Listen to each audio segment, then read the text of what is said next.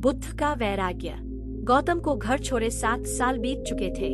वे राजगृह में प्रवचन करते थे।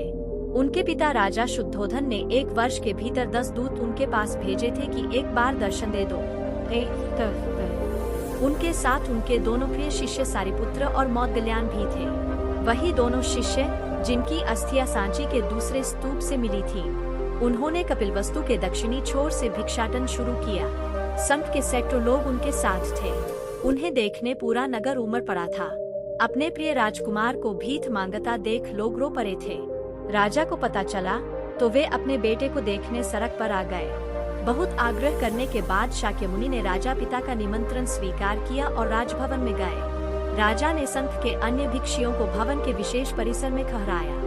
जब शुद्धोधन शाक्यमुनि का हाथ पकड़कर चल रहे थे तो अवश्य ही उनके चेहरे पर पिता होने का वह भाव आया होगा जो पुत्र का मार्गदर्शक होने के नैसर्गिक अधिकार से भरा होता है। खुद शाक्यमुनि इस अधिकार में हस्तक्षेप नहीं कर सकते थे।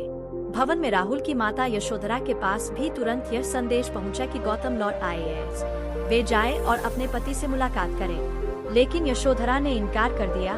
गौतम उसे छोड़कर गए थे।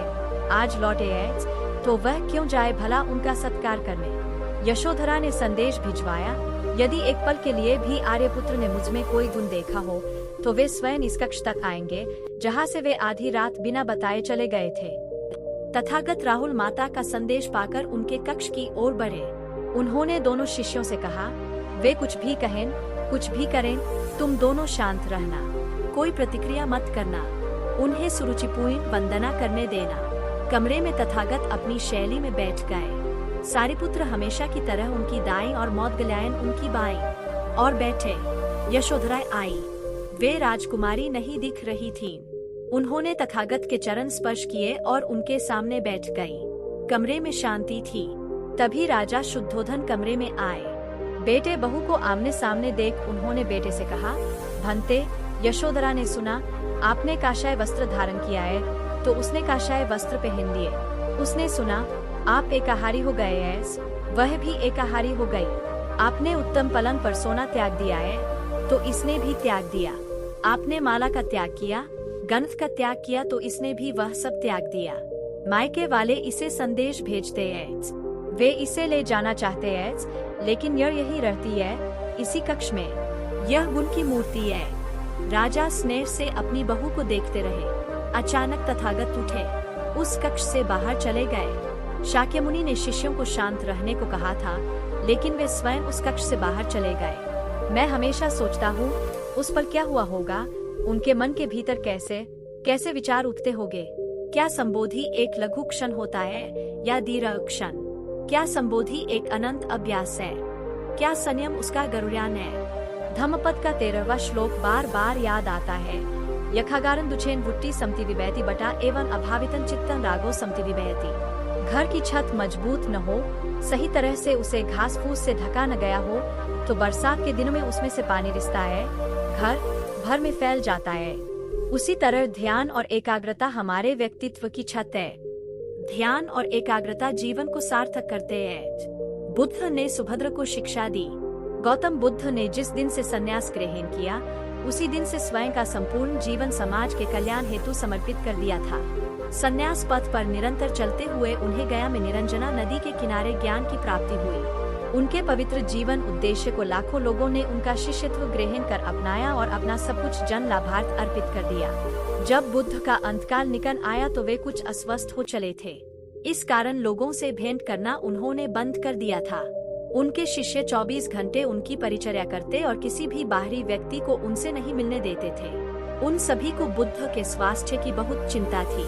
ऐसे समय एक दिन सुभद्र वहां आए और बुद्ध के शिष्यों से आग्रह किया कि बुद्ध से मुझे मिलने दिया जाए, क्योंकि उनसे भावी परिस्थितियों के विषय में आवश्यक चर्चा करनी है। शिष्यों ने बुद्ध की अस्वस्थता के बारे में बताकर सुभद्र को अंदर जाने से रोक दिया। बुद्ध ने जब यह चर्चा सुनी तो उन्होंने सुभद्र को अंदर बुलाया और अपने परम शिष्य आनंद से कहा, मैं भले ही अस्वस्थ हूँ, किंतु लोकमंगल की भावना से मेरे पास आए सुभद्र से न मिलूं तो अपना जीवन सार्थक कैसे कर पाऊंगा। सुभद्र बुद्ध की ऐसी श्रेष्ठ भावना देखकर श्रद्धा से अभिभूत हो गए। बुद्ध ने उनकी सभी शंकाओं का समाधान किया। बुद्ध से हुई इस भावपूर्ण भेंट से सुभद्रा इतना प्रभावित हुए कि अपना सर्वस्व त्याग कर भिक्षु बन गए और बौद्ध धर्म के प्रचार में भरपूर योगदान दिया। बुद्ध के अंतिम शिष्य सुभद्र ही थे। वस्तुतः यदि जीवन में लोक मंगल की भावना को जिए तो सामाजिक कल्याण सही अर्थों में साकार हो उठता है। करनीय शिष्यों ने बुद्ध की अस्वस्थता के बारे में बताकर सुभद्र को अंदर जाने से रोक दिया। बुद्ध ने जब यह चर्चा सुनी तो उन्होंने सुभद्र को अंदर बुलाया और अपने परम शिष्य आनंद से कहा, मैं भले ही अस्वस्थ हूँ, किंतु लोकमंगल की भावना से मेरे पास आए सुभद्र से न मिलूं तो अपना जीवन सार्थक कैसे कर पाऊंगा। सुभद्र बुद्ध की ऐसी श्रेष्ठ भावना देखकर श्रद्धा से अभिभूत हो गए। बुद्ध ने उनकी सभी शंकाओं का समाधान किया। बुद्ध से हुई इस भावपूर्ण भेंट से सुभद्र इतना प्रभावित हुए कि अपना सर्वस्व त्याग कर भिक्षु बन गए और बौद्ध धर्म के प्रचार में भरपूर योगदान दिया। बुद्ध के अंतिम शिष्य सुभद्र ही थे। वस्तुतः यदि जीवन में लोकमंगल की भावना को जिए तो सामाजिक कल्याण सही अर्थों में साकार हो उठता है।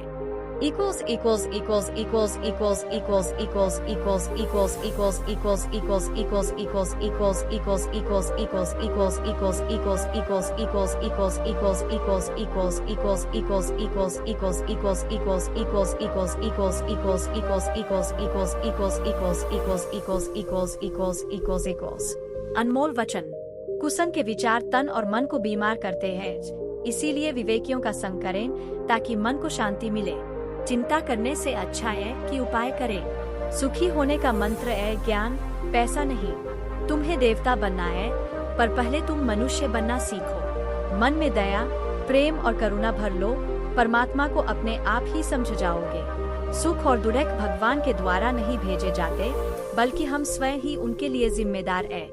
इस जगत में जिसे मुक्त होना है उसे कोई बांधने वाला नहीं है, और जिसे इस जगत में बंधना है उसे भगवान भी नहीं छुड़ा सकते। यदि किसी के साथ मतभेद होता है तो यह निर्बलता की निशानी है। शादी का दिन, जन्म का दिन, मृत्यु का दिन घर बैठे आता है, तो क्या सिर्फ लक्ष्मी पर ही विश्वास नहीं आता, वह भी घर बैठे आएगी। यदि संसार में सुख चाहिए तो जबरदस्ती और अंधकार रूप से कुछ न मांगे। सबको प्रसन्न करने की कोशिश करो, तुम्हारा मन अपने आप शांत हो जाएगा। जो धर्म मनुष्य को सरल बना देता है वह सबसे श्रेष्ठ धर्म है। क्लेश रहित घर एक मंदिर है। अज्ञानी मनुष्य स्वयं को समझदार समझता है, पर यह वास्तविकता नहीं है। लोग भले ही उल्टा चलें, पर आप अपना धर्म न छोड़ें। वैराग्य का अर्थ है निर्णय किया हुआ सत्य, उस पर चलकर जीवन को सफल बनाएं। मन की खुराक है विचार, उसे अच्छे विचारों का संग दो, तब मन आपके अनुकूल होगा। इस संसार को गले से मत लगाना, वरना बंधन में पड़ जाओगे। अहिंसा को धारण करना धर्म है। अहिंसा को तब कहा गया है। सभी बुराइयों की जड़ अज्ञान है। ज्ञान देने वाला गुरु है।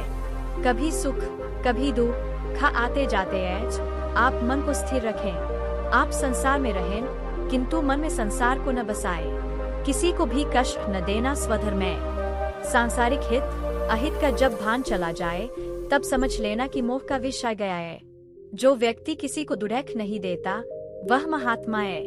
मन, वचन और कर्म से शुद्ध होने पर लक्ष्मी स्वयं आती है।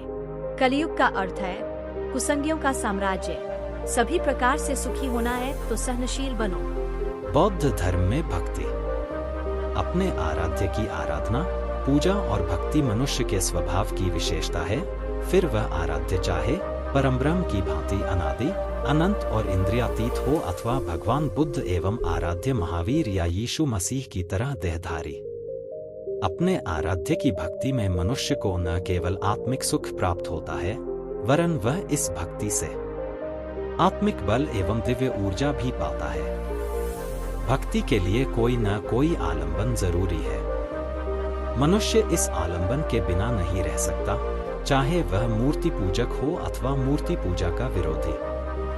बौद्ध धर्म में भगवान बुद्ध के प्रति आत्मार्पण एवं भक्ति उनके जीवन काल में ही प्रारंभ हो गई थी। महायान ने इस सहज प्रवृत्ति को व्यवस्थित रूप दिया। महायान के आचार्य, जो पूर्व में विद्वान ब्राह्मण थे, भक्ति की यह भावना, जो स्तुति रूप में ऋग्वैदिक काल से चली आ रही थी, बौद्ध धर्म में और भी प्रबल रूप से ले आए। महायान के उद्भव और विकास के समय भारत में वासुदेव की पूजा प्रचलित थी। उसके साथ साथ शैव साधना भी विकसित हो रही थी। फलतः इन सबके प्रभाव से महायानी आचार्य असंपृक्त न रह सके। डॉक्टर हरदयाल का मत है कि पूर्वतम काल से भक्ति बौद्ध आदर्श का अविभाज्य अंग थी। महायान ने इस भक्ति भाव को और पुष्ट किया। फलतः भगवान बुद्ध के प्रति पूर्णतः शरणागत हो भिक्षु एवं गृहस्थ भी उनके नाम का जप करने लगे। शिक्षा समुच्चय और बौद्ध चर्यावतार में बोध चित्त की उत्पत्ति के लिए वंदना, पूजा, शरणागति, पाप देशना अर्थात अपने पापों की स्वीकृति, उनका उद्घाटन, प्रार्थना, याचना को आवश्यक बताया गया है। भिक्षु धर्मों के साथ सेवा कार्य का सम्मिश्रण बौद्ध धर्म की विशिष्ट देन है। बौद्ध धर्म के पर्व। अन्य धर्मों की भांति बौद्ध धर्म में भी कुछ विशेष दिवस मनाए जाते हैं। इन्हें दो वर्गों में बांटा जा सकता है। एक तो वे जिन्हें हीनयान, थेरावा और महायान के अनुयायी मनाते हैं। इनमें अपनी अपनी परंपरा के अनुसार तिथियां होती हैं। दूसरे वे जिन्हें जापान के बौद्ध धर्मावलंबी मानते हैं और विदेशों में उनके अनुयायी हैं। विश्व के सभी बौद्धों द्वारा ये 3 दिवस मनाए जाते हैं: बुद्ध का प्राकट्य दिवस, बोधि दिवस एवं निर्वाण दिवस। भारत में मूल बौद्ध धर्म के अनुयायी बुद्ध पूर्णिमा को उनका जन्म दिवस, बुद्धत्व प्राप्ति दिवस एवं निर्वाण दिवस मनाते हैं। बुद्ध का प्राकट्य अथवा जन्म दिवस महायान परंपरा के अनुसार लुम्बिनी के उद्यान में ईसा से 550 वर्ष पूर्व शाक्य मुनि बुद्ध का जन्म हुआ था। उनके अनुसार यह तिथि 8 अप्रैल को पड़ती है। इसे पुष्य पर्व भी कहा जाता। अमेरिका में बौद्ध इस तिथि को बौद्ध विहार में स्थापित शाक्य मुनि की प्रतिमा को मीठी चाय से स्नान कराते हैं। विहार को फूलों से सजाया जाता है। कहा जाता है कि जिस दिन बुद्ध का जन्म हुआ था उस दिन स्वर्ग से मीठी बरसात हुई थी। इसी की स्मृति में प्रतिमा को मीठी चाय से स्नान कराया जाता है। इसी तरह बच्चों की परेड आदि के भी आयोजन किए जाते हैं। हवाई में इसे राजकीय त्योहार के रूप में मनाया जाता है, तथापि उस दिन सार्वजनिक अवकाश नहीं होता। थेरावाद अथवा हीनयान की परंपरा के अनुसार ईसा से 628 वर्ष पूर्व वैशाख पूर्णिमा को बुद्ध का जन्म हुआ था। थेरावादी बौद्ध उसे जन्म दिवस ही नहीं, बोधि दिवस एवं निर्वाण दिवस के रूप में भी मनाते हैं। बोधि दिवस महायान परंपरा के बौद्ध 8 दिसंबर को बोधि दिवस मनाते हैं। उनके अनुसार ईसा से 531 वर्ष पूर्व बोधगया में बोधि वृक्ष के नीचे उन्हें बुद्धत्व प्राप्त हुआ था। निर्वाण दिवस महायान परंपरा के अनुसार ईसा से 486 वर्ष पूर्व 15 फरवरी को कुशीनगर में तथागत ने 80 वर्ष की अवस्था में महानिर्वाण प्राप्त किया था। जापान में लोग अपने परिवार की स्मृति में उसी दिन प्रार्थनाएं करते हैं। एइताई क्यों नामक इस प्रार्थना में मृतक की स्थायी स्मृति के लिए सूत्रपाठ किया जाता है। अमेरिका में बौद्ध ये 3 दिवस भी मनाते हैं। 1 जनवरी शुशो ये नववर्ष दिवस प्रार्थना, 1 सितंबर स्थापना दिवस, 31 दिसंबर जोया ये नववर्ष की पूर्व सांध्य प्रार्थना। बौद्ध धर्म के संस्कार। बौद्ध धर्म का प्रचार प्रसार अनेक देशों में हुआ। बौद्ध धर्म ग्रहण करने वाले गृहस्थों ने जन्म से लेकर मृत्यु तक के संस्कारों को अपनी देशीय एवं स्थानीय परंपराओं परिवेशों से लेकर उन्हें बुद्ध उपदेशों के अनुरूप ढाल लिया। अन्य धर्मावलंबियों की भांति गृहस्थ बौद्ध भी जन्म से लेकर मृत्यु तक अनेक संस्कारों का पालन करते हैं। सत्य की प्राप्ति में ही स्थायी सुख है। बौद्ध भिक्षु बोधि धर्म। जब बौद्ध धर्म को भारत से चीन, जापान और पूर्वी एशिया के अन्य देशों में ले गए तो बौद्ध धर्म की जैन शाखा विकसित हुई। इसमें कथाओं के माध्यम से चेतना का विस्तार कर बद्धत्व की प्राप्ति के काबिल बनाया जाता है। ऐसी ही एक जैन कथा है कि एक व्यक्ति घने जंगल से गुजर रहा था। अचानक सामने एक भयानक शेर आ गया। हड़बड़ाकर वह उल्टी दिशा में भागने लगा और जल्दी ही एक सैकड़ों फीट गहरी खाई के किनारे पहुंच गया।